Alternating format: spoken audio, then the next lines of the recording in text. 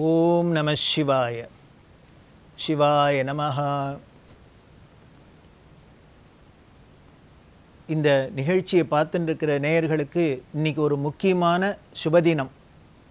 என்ன அப்படின்னா மகா சிவராத்திரி. நாம் என்ன நிகழ்ச்சி பார்த்துட்டுருக்கோம்? அரண்நாமம் 1000. சிவபெருமானோட 1000 திருநாமத்தில் உள்ள பெருமைகள்லாம் பார்த்துட்டு வரோம். அது இன்றைக்கி சிவராத்திரியில் நாம் பார்க்க போகிறது. சிவராத்திரி எதனால் வந்தது, இதோட முக்கியத்துவம் என்ன, இந்த சிவராத்திரிக்கு நாயகராக இருக்கக்கூடிய அந்த சிவபெருமானோட பெருமை என்ன அப்படிங்கிறதெல்லாம் கொஞ்சம் சிந்திக்கலாம். ரொம்ப ஆச்சரியமான ஒரு ஸ்லோகம். ஆர் அறிவார் எங்கள் அண்ணல் பெருமையை, ஆர் அறிவார் இவர் அகலமும் நீளமும், பேரறியாத பெருஞ்சுடர் ஒன்று அதன் வேரறியாமல் விளம்புகின்றேனே அப்படின்னு ரொம்ப அழகாக பண்ணியிருக்கார். ஆர் அறிவார் அண்ணல் பெருமையை, எங்கள் சிவபெருமானோட இவரோட பெருமையை யாரால் தான், யாருக்கு தான் முழுக்க தெரியும்? அப்போ முழுக்கவே தெரியாதுன்னா எப்படி சொல்ல முடியும்? முழுக்க சொல்லவும் முடியாது. சரி, இவருக்கு என்ன பேர்னு சொல்கிறது அப்படின்னர். எந்த பேரை வேணால் சொல்லலாம், எல்லா பேரும் இவரோட தான். ஆனால் இவரை பற்றி சொல்கிறது என்ன சொல்கிறது அப்படின்னர். இவருக்குன்னு ஒரு பேர் கிடையாது, இனிமேல் நிறம் கிடையாது, உருவம் கிடையாது, எதுவும் கிடையாதுன்னு சொல்கிறது. இப்படி பேரா ஊரா உருவமாக எதுவும் இல்லாத அந்த பரம்பொருள் தான் பேர்லேயும் இருக்குது, ஊர்லேயும் இருக்குது, எல்லா ஊர்லேயும் இருக்குது, எல்லா திருத்தலையும் எழுந்தள்ளி இருக்குது, பலவிதமான ஆயிரக்கணக்கான திருநாமங்களோடு இருக்குது. இப்படி ஒரு ஆச்சரியமான వ్యక్తి தான் அந்த பரம்பொருளான சிவபெருமான். அப்படி அவர் எங்கேருந்து வந்தார்? ஒரு மரம் அப்படின்னு இருந்ததுன்னா அது வேறு எங்கே இருக்குதுன்னு தெரியணுமா வேண்டாமா? ஒரு ஆள் அப்படின்னாக்க இவர் எந்த அப்பா அம்மாவுக்கு பிறந்தா, எந்த குடும்பத்தில் பிறந்தா தெரியுமா தெரியாதா? ஆனால் சிவபெருமானுக்கு அந்த பரம்பொருளுக்கு என்னன்னு வேறு சொல்கிறது. இவரோட அம்மா யாருன்னு சொல்கிறது, அப்பா யாருன்னு சொல்கிறது, எந்த ஊரில் பிறந்தான்னு சொல்கிறது, இவருக்கு சொந்த ஊர் எதுன்னு சொல்கிறது. இவருக்கு ஏதானும் கார்டெல்லாம் கொடுக்க முடியுமா? ஐடி கார்டெலாம் கொடுக்க முடியுமோ? முடியவே முடியாது. அப்படி வேறறியாத அந்த பரம்பொருளை பற்றி நான் சொல்லணும்னு ஆசைப்பட்டேனே அப்படின்னு இந்த புலவர் சொல்கிறார். அந்த வேறறியாமல் விளம்புகின்றேனே, அது என்னன்னே தெரியாதே, ஆனால் நான் சொல்கிறேங்கிறார்.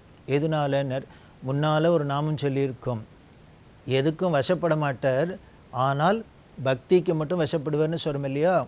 அதனால் அந்த பக்தியினால் அவரோட பெருமையை நமக்கு தெரிஞ்சதை சொல்கிறோம். அதுதான் இந்த நாமங்களோட அரண்நாமம் 1000 இப்படிலாம் சொல்லியிருக்குது. ஸோ அதனால் இவரோட பெருமை இந்த 1000 நாமத்துக்குள்ளே தான் இல்லை, இதுக்கும் மேலே நம்மளால் சொல்ல முடிஞ்சது 1000, அவ்வளோதான் அப்படின்னு வச்சுக்கணும். அப்படி இருக்கக்கூடிய அந்த சிவபெருமானோட விசேஷமான நாள்களில் ரொம்ப முக்கியமானது 2 நாள். ஒன்று பிரதோஷம் அப்படிங்கிறது, 2வது சிவராத்திரிங்கிறது. இந்த பிரதோஷம் அப்படிங்கிறது மாதத்துக்கு 2 தரம் வரும். தேய்பிறை வளர்பிறை அதில் வரக்கூடிய திரையோதசி அப்படிங்கிற திதியில் தான் நம்ம எல்லா சிவங்கோயிலையுமே நம்ம பார்க்குறோம் பிரதோஷ விழா பிரமாதமாக நடக்கிறது.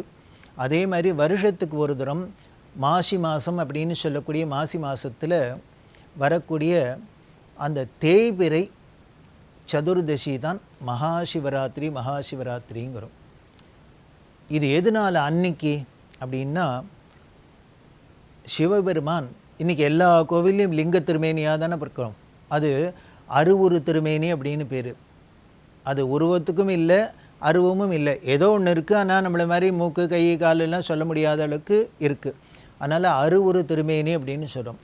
இப்படி இந்த லிங்க வடிவத்தில் எழுந்தருளினார், காட்சி கொடுத்தார். எதுக்காக கொடுத்தார், யாருக்காக கொடுத்தார், என்னைக்கு கொடுத்தார், எப்போ கொடுத்தார்? அதுதான் சிவராத்திரி. அந்த லிங்கோத்பவர், லிங்கோத்பவர் லிங்கமாக உத்பவிச்சவர் அப்படின்னு அர்த்தம். லிங்கம்னா குறின்னு அர்த்தம்.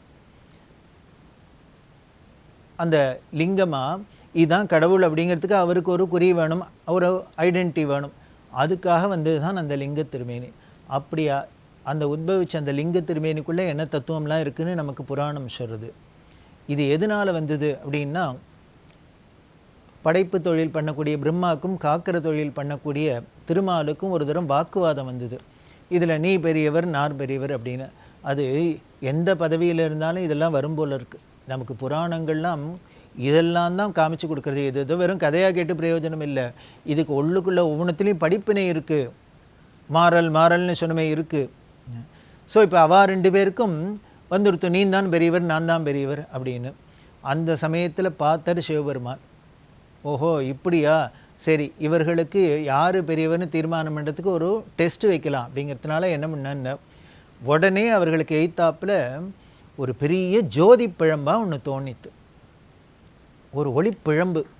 அந்த ஒளிப்பிழம்பு எப்படி இருந்ததுன்னு, அது எங்கே கீழே குனிஞ்சு பார்த்தா எங்கே ஆரம்பிச்சு தெரியல, நிமிர்ந்து பார்த்தா எங்கே முடியறதுன்னு தெரில. அதுக்கு அடியும் பார்க்க முடியல, முடியும் பார்க்க முடியாத அப்படி ஒரு ஜோதி பிழம்பாக இருந்தது. உடனே 2 பேரும் பார்த்தா ஒரு அசரீடி வருது.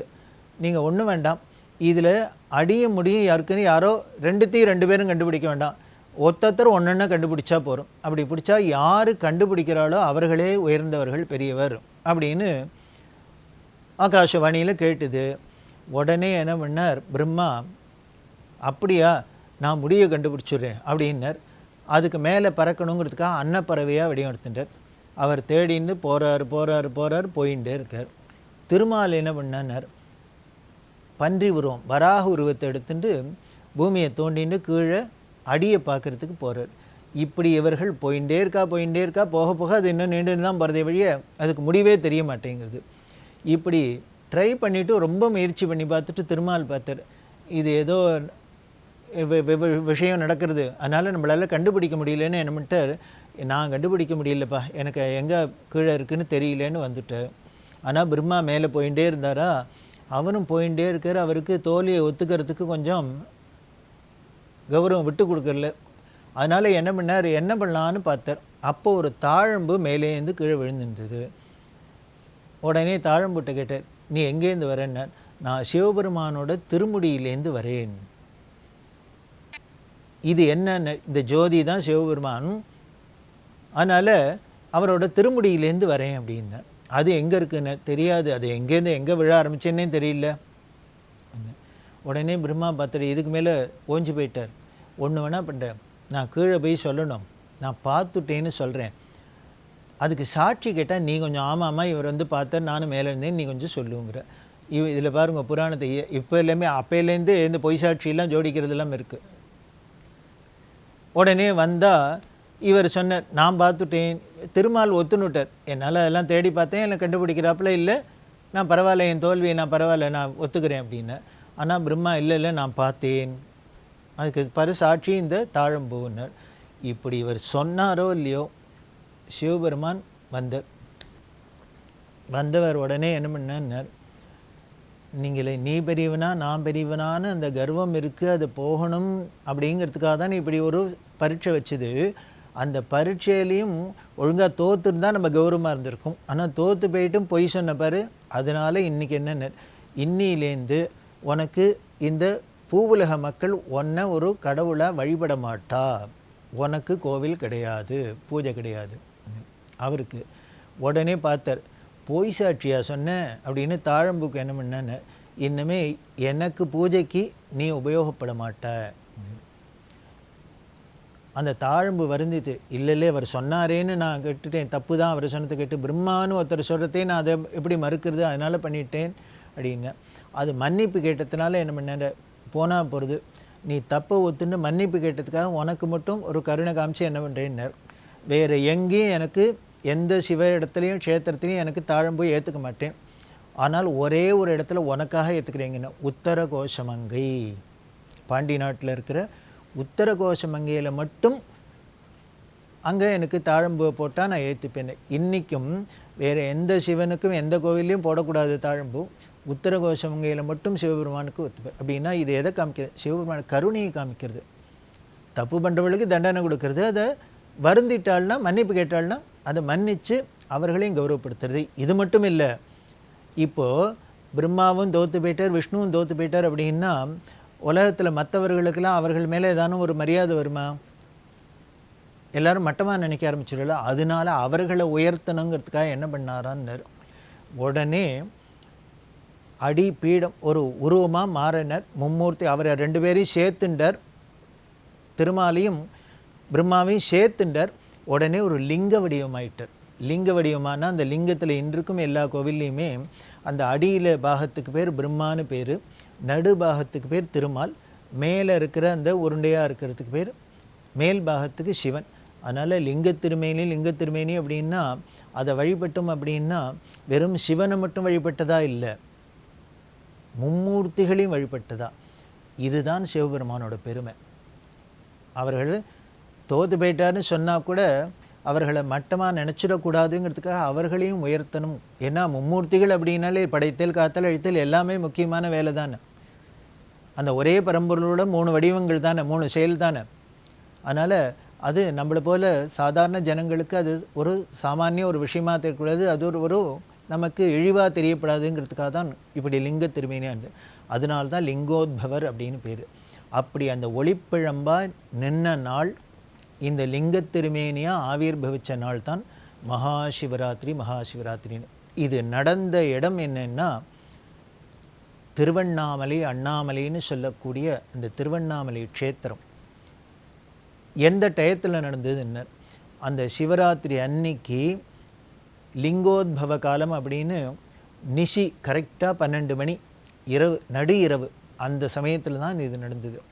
அப்படி சிவபெருமான் இப்படி ஆவிர்பவிச்சதுனாலேயே அந்த சிவராத்திரி மீது சிவனுக்கு உகந்தது சிவராத்திரி அப்படின்னு சொல்கிறாப்புல இருக்குது.